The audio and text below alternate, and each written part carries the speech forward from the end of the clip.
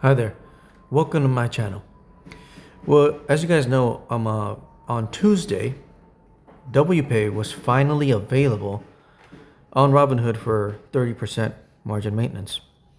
And so on Tuesday, I bought $180,000 worth of Wpay.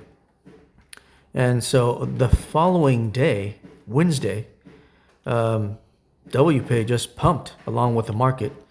The entire market was in the green, and Wpay went up to $56 at its peak yesterday.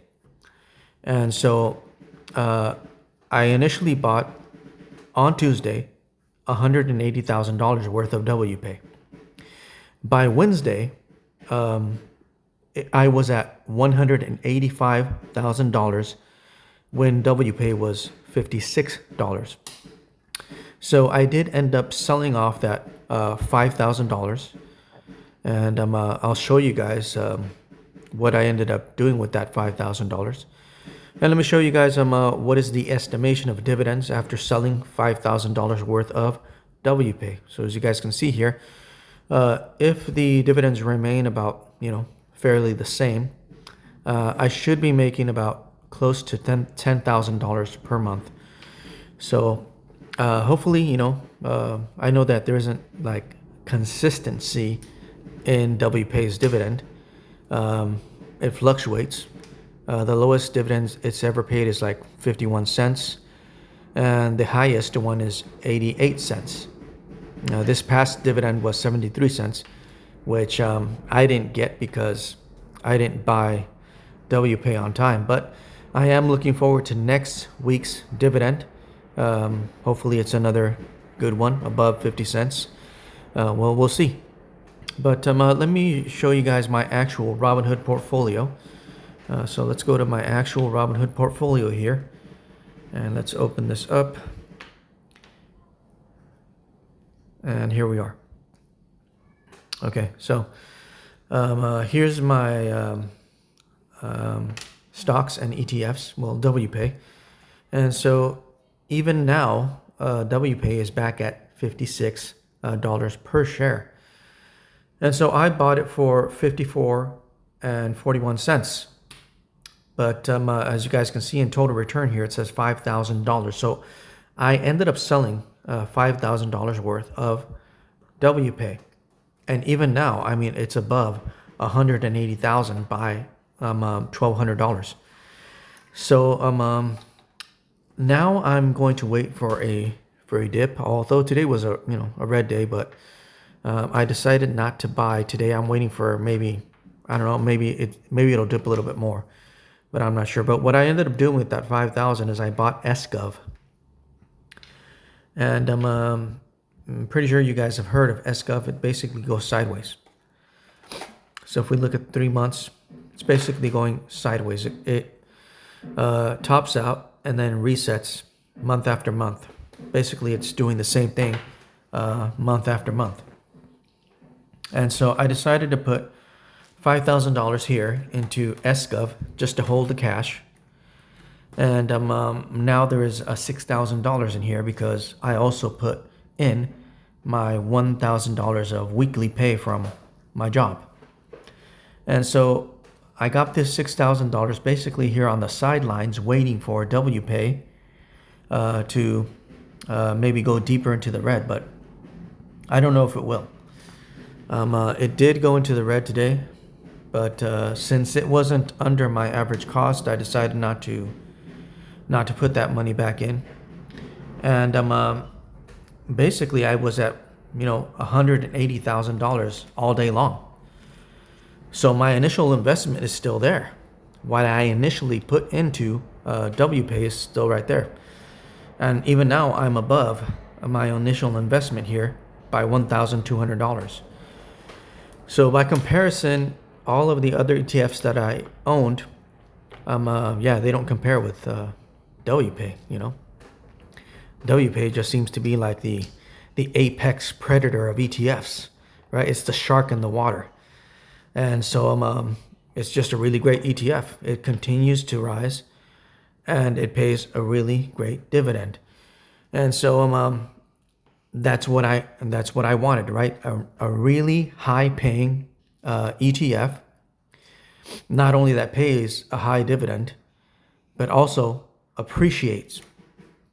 And so if I compare this to the two largest ETFs I previously owned, which is SPY-I and QQQI, I have a comparison here on Webull. So if we see here the past 3 months, I mean, yeah, WPay is just 14.60% up in the past 3 months. So yeah, it's a really good ETF. I don't know why I would never probably buy anything else. As long as this ETF continues to do what it's doing, I'm just going to own it. There's no reason to own anything else. So I'm just going to be owning Wpay going forward.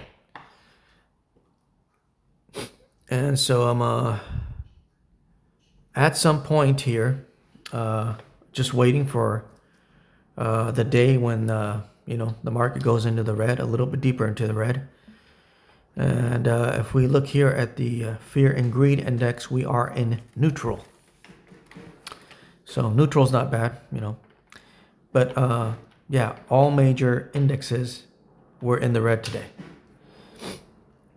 But overall, I am still in the positive because I bought Wpay for $54.41. Okay, so another thing that I wanted to talk to you guys about is how to protect against downside, right? Lots of people have different opinions about how to do that.